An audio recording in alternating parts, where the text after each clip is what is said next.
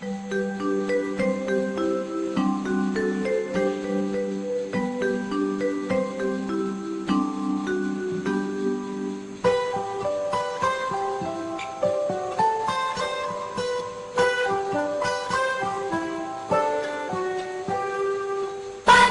cerah, matahari bersinar, ku gendong tas merahku di pundak.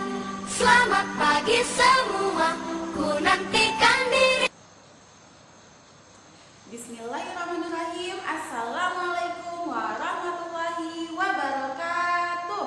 Hai anak-anak, berjumpa lagi dengan Ustazah April di kelas 4 Abu Ayyub Al-Ansori. Apa kabar kalian hari ini? Alhamdulillah, luar biasa, tetap semangat membela Islam. Allahu Akbar. Ustazah doakan semoga anak-anak solehku sekalian dalam keadaan yang sehat walafiat dan dalam perlindungannya Allah Subhanahu wa taala. Amin ya rabbal alamin. Nah, anak-anak, insya Allah hari ini kita akan belajar tematik pada tema 5, pahlawanku, subtema 2, pahlawanku, kebanggaanku, pada pembelajaran 1 dan pembelajaran 5 dengan muatan pembelajaran terfokus pada ilmu pengetahuan sosial atau yang biasa kita singkat dengan IPS. Nah, kira-kira untuk pembelajaran IPS hari ini kita bahas apa ya? Sebelumnya, Ustazah ingin mengetes semangatnya anak-anak soleh dulu dengan tepuk anak soleh. Masih ingat tepuk anak soleh? Oke, sama-sama dengan Ustazah April ya. Dari sini Ustazah April memimpin. Tepuk anak soleh.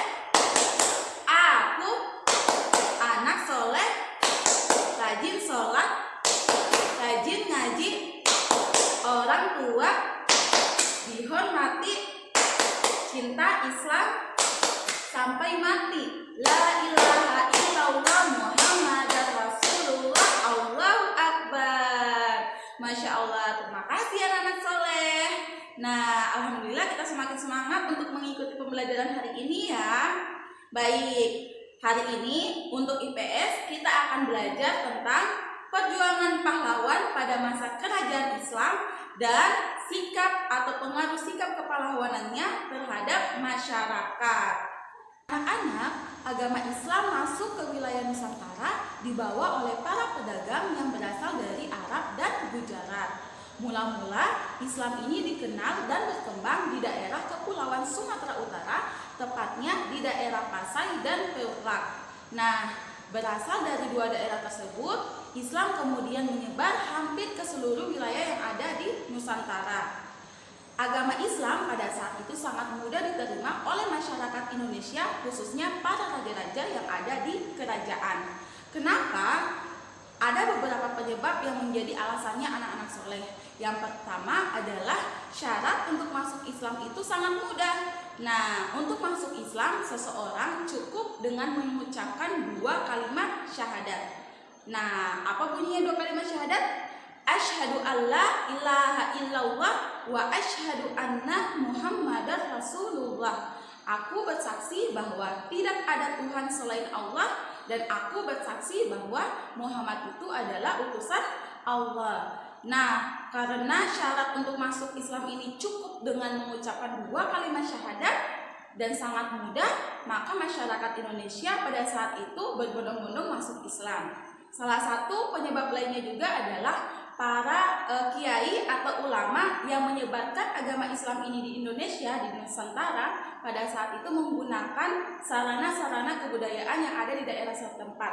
Contohnya misalkan di Kepulauan Jawa. Nah, para ulama yang menyebarkan agama Islam di Kepulauan Jawa ini, mereka menggunakan sarana budaya seperti wayang kulit. Nah, jadi mereka berdakwah atau menyiarkan agama Islam ini lewat wayang kulit.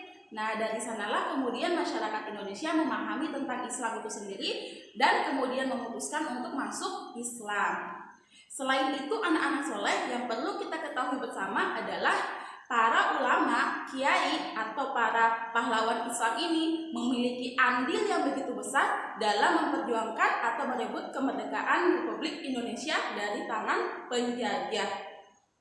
Nah, seperti apa perjuangan para pahlawan Islam ini dalam melawan penjajahan Belanda di kerajaan Islam? Mari kita saksikan video berikut ini.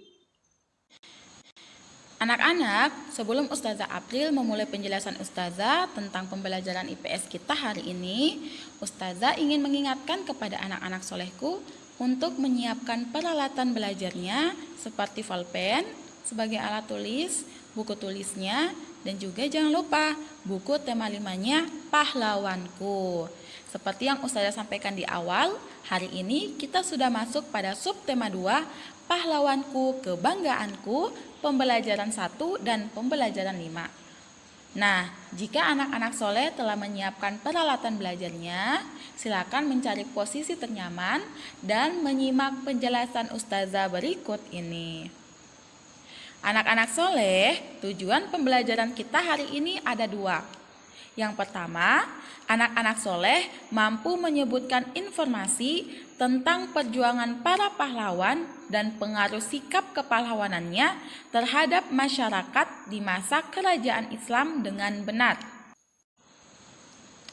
Anak-anak, sebagaimana yang sudah kita ketahui di pertemuan sebelumnya, bahwa sebelum Islam masuk di Nusantara, ajaran Hindu-Buddha sudah terlebih dahulu masuk dan menyebar di masyarakat. Nah, untuk Islam sendiri masuk ke wilayah Nusantara itu melalui jalur perdagangan yang dibawa oleh para pedagang dari Arab dan Gujarat. Agama Islam di Indonesia berkembang pesat di daerah pesisir seperti Sumatera Utara. Penyebabnya adalah adanya kerjasama dagang antara pedagang Islam dengan pedagang-pedagang di Indonesia. Makin kuatnya pengaruh Islam di kalangan penduduk mendorong tumbuhnya kerajaan-kerajaan Islam di Nusantara. Nah, mari kita bahas satu persatu perjuangan pahlawan pada masa kerajaan Islam. Yang pertama ada pahlawan Sultan Hasanuddin. Nah, siapa yang pernah mendengar tentang Sultan Hasanuddin? Nah, Sultan Hasanuddin ini adalah salah satu pahlawan Indonesia yang dikenal dengan julukan ayam jantan dari timur. Nah, Sultan Hasanuddin ini adalah seorang raja dari kerajaan Islam Gowatalo yang ada di Makassar, Sulawesi Selatan. Nah, Sultan Hasanuddin ini dikenal sebagai seorang yang begitu gigih dan berani dalam melawan Belanda. Beliau membela kepentingan kerajaan dan kepentingan rakyatnya dengan gigih. Sultan Hasanuddin berusaha menegakkan kedaulatan dan memperluas wilayah kerajaannya. Bahkan Sultan Hasanuddin berhadapan dengan Arung Palaka, seorang raja dari Bone yang dibantu oleh Belanda untuk melawan Sultan Hasanuddin. Nah, Sultan Hasanuddin merasa sedih karena harus bertempur melawan keluarganya sendiri, yakni Arung Palaka. Sultan Hasanuddin sudah menganggap Arung Palaka ini seperti saudara kandungnya sendiri. Sultan Hasanuddin mempertimbangkan bahwa pertumpahan darah di kalangan orang Makassar dan Bugis harus segera dihentikan. Sultan Hasanuddin berusaha menggabungkan kekuatan kerajaan-kerajaan kecil di sekitar kerajaannya untuk melawan Belanda dan Raja Bone yakni Arung Palaka. Selain itu, Sultan Hasanuddin ini dikenal sebagai seseorang yang begitu arif dan bijaksana. Selanjutnya ada Sultan Iskandar Muda. Nah, Sultan Iskandar Muda ini juga termaksud salah satu pahlawan atau tokoh Islam yang berjuang melawan dan mengusir penjajahan Belanda. Sultan Iskandar Muda lahir di Bandar Aceh Darussalam. Nah, beliau ini adalah seorang sultan besar pada masa Kesultanan Aceh yang berkuasa dari tahun 1607 sampai 1636. Di masa pemerintahannya, Sultan Iskandar Muda berhasil memperluas daerah kekuasaan Kesultanan Aceh ke berbagai daerah. Selain itu, Sultan Iskandar Muda juga menjadikan Kesultanan Aceh sebagai pusat dari perdagangan dan pembelajaran Islam, sehingga beliau ini mendapatkan reputasi internasional. Berikutnya ada Sultan Agung. Nah, Sultan Agung ini adalah seorang raja dari Kerajaan Mataram, di mana Sultan Agung memerintah pada tahun 1613 sampai 1645. Masya Allah, cukup lama ya anak-anak soleh.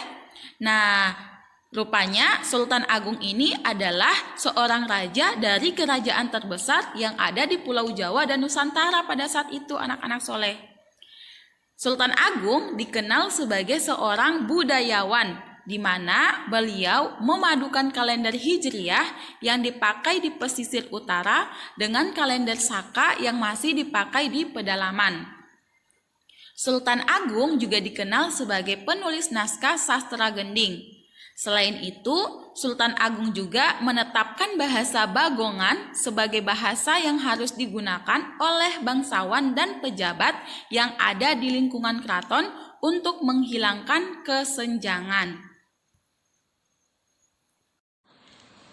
Berikutnya ada Raden Masuardi Suryaningrat atau yang biasa kita kenal dengan nama Ki Hajar Dewantara. Nah, ada yang tahu siapa Ki Hajar Dewantara? Benar sekali, Ki Hajar Dewantara adalah salah satu pahlawan Indonesia yang biasa kita sebut sebagai Bapak Pendidikan, di mana di setiap tanggal kelahirannya, yakni 2 Mei, diperingati sebagai Hari Pendidikan Nasional. Jadi, Ki Hajar Dewantara ini anak soleh lahir di Pakualaman tanggal 2 Mei 1889 dan meninggal pada tanggal 26 April 1959. Nah, Ki Hajar Dewantara ini dikenal sebagai seorang aktivis pergerakan kemerdekaan Indonesia, sebagai seorang politisi, dan juga sebagai seorang pelopor pendidikan bagi kaum pribumi Indonesia dari zaman penjajahan Belanda. Nah, beliau ini mendirikan perguruan taman siswa yang mana merupakan lembaga pendidikan yang memberikan kesempatan bagi para pribumi untuk bisa memperoleh hak pendidikannya seperti halnya para bangsawan maupun orang-orang Belanda. Nah, ajaran Ki Hajar Dewantara ini biasa dikenal dengan 3 istilah, yakni ing ngarsa sung tulada, di depan menjadi teladan, ing madya mangun karsa, di tengah membangkitkan semangat, dan tutwuri handayani, dari belakang memberikan dorongan, menjadi dasar pendidikan di Indonesia. Untuk pendidikannya, Ki Hajar Dewantara pernah menempuh pendidikan di Sekolah Dasar Belanda atau biasa kita singkat dengan SDELS, dan juga menempuh pendidikannya di Sekolah Dr. Bumi Putra atau Stovia. Untuk sikap kepahlawanannya, Ki Hajar Dewantara ini dikenal sebagai seorang yang cinta tanah air, rela berkorban, dan senantiasa mendahulukan kepentingan bersama dibanding kepentingan pribadi ataupun kelompok. Untuk pengaruh bagi masyarakat, seperti yang sudah disampaikan tadi, bahwa berkat Ki Hajar Dewantara, maka kita, masyarakat Indonesia hari ini bisa bersekolah. Jika tidak, maka pendidikan di Indonesia, jika tidak ada Ki Hajar Dewantara, maka pendidikan di Indonesia akan tetap terbelakang dan sulit bersaing dengan negara lain. Oleh karena itu, Ki Hajar Dewantara mendapatkan beberapa penghargaan. Yang pertama, Ki Hajar Dewantara mendapat gelar Bapak Pendidikan Nasional karena kepeduliannya terhadap dunia pendidikan, dan yang kedua, berkat jasanya, tanggal kelahirannya yakni 2 Mei ditetapkan sebagai Hari Pendidikan Nasional. Baik anak-anak soleh, demikian penjelasan Ustazah tentang perjuangan pahlawan di masa kerajaan Islam. Selanjutnya, Ustazah akan memberikan tugas kepada anak soleh sekalian. Tugas yang pertama adalah mencari tahu informasi yang berkaitan dengan Sultan Hasanuddin. Yang kedua, mencari tahu informasi yang berkaitan dengan sikap kepahlawanan dari Ki Hajar Dewantara dan pengaruhnya terhadap masyarakat di wilayah setempat. Oke, bagi yang memperhatikan dan menyimak dengan baik penjelasan Ustazah tadi, insya Allah tugasnya ini akan sangat mudah dikerjakan. Baik anak-anak soleh, demikian penjelasan Ustazah April. Kurang dan lebihnya mohon dimaafkan.